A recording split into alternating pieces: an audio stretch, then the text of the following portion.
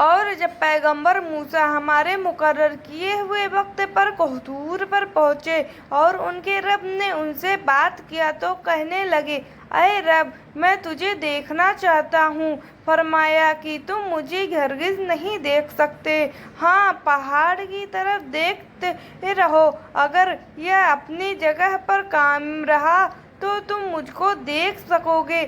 پھر جب ان کے رب نے پہاڑ پر اپنی روشنی کی تو ان کے ٹکڑے ٹکڑے کر دیے اور موسیٰ بے ہوش ہو کر گر پڑے۔ پھر جب ہوش میں آئے تو کہنے لگے کہ تیری ذات پاک ہے اور میں تیرے حضور میں توبہ کرتا ہوں، اور جو ایمان یقین لانے والے ہیں ان میں سب سے پہلا ہوں۔ قرآن سورہ الاسراء 134-147۔ حافظ کا مقام۔ رسول صلی اللہ علیہ وسلم نے ارشاد فرمایا، قیامت کے دن صاحب قرآن حافظ سے کہا جائے گا، قرآن پڑھتا جا اور جنت کے دروازے پر چڑھتا جا اور ٹھہر ٹھہر کر پڑھ، جیسے کہ تو دنیا میں ٹھہر ٹھہر کر پڑھتا تھا، بس تیرا مقام وہی ہوگا جہاں تیری آخری آیت کی تلاوت ختم ہوگی۔ کر وضو، 5 وقت صورت بدل جائے گی، پڑھ نماز، 5 وقت کی سیرت بدل جائے گی۔ یہ دنیا کا ملک اب کس کام کا، کر خدا سے محبت، تیری آخرت سدھر جائے گی۔ نبی اکرم صلی اللہ علیہ وسلم نے فرمایا، جنت میں جو بھی داخل ہوگا اسے اس کا جہنم کا ٹھکانہ بھی دکھایا جائے گا کہ اگر نافرمانی کی ہوتی وہ اسے یہ جگہ ملتی تاکہ وہ اور زیادہ شکر کرے، اور جو بھی جہنم میں داخل ہوگا اسے اس کا جنت کا ٹھکانہ بھی دکھایا جائے گا کہ اگر اچھے عمل کیے ہوتے تو وہ جگہ ملتی تاکہ اس کے لیے حسرت اور افسوس کا باعث ہو۔ صحیح بخاری 65-69۔ گناہوں کو دھو دینے والا عمل۔ جب امام آمین کہے تو تم بھی آمین کہو، اسی لیے کہ جس کی آمین فرشتے کی آمین کے ساتھ ہو گئی اس کے پچھلے سارے گناہ معاف کر دیے جائیں گے۔ ان پر جنت حرام ہے۔ رسول صلی اللہ علیہ وسلم نے فرمایا، 3 طرح کے لوگ ہیں، اللہ تعالیٰ نے ان پر جنت کو حرام کر دیا ہے: شراب پر ہمیشگی اختیار کرنے والا، والدین ماں باپ کا نافرمان، اور وہ دیوش جو اپنے گھر کے اندر برائی کو برقرار رکھتا ہے، یعنی برائی کو نہیں روکتا۔ اپنے گھر والوں کے بارے میں غیرت نہ رکھنے والے کو دیوش کہتے ہیں۔ دوسرے الفاظ میں دیوش کا مطلب بے غیرت ہے۔ قریب اتنا رہو کہ رشتے میں پیار رہے، دور بھی اتنا رہو کہ آنے کا انتظار رہے۔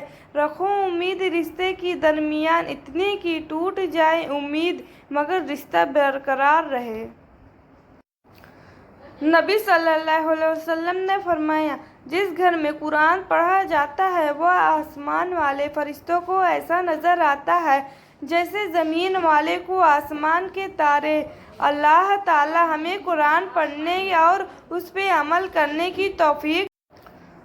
لوگوں میں تبدیلی کیوں نہیں آتی؟ اللہ فرماتا ہے، جن لوگوں کو ہمارے پاس آنے کا یقین نہیں اور وہ دنیا کی زندگی پر راضی ہو گئے اور وہ اس پر مطمئن ہو گئے اور ہماری آیت نشانیوں سے غافل ہیں۔ سورہ یونس آیت 7۔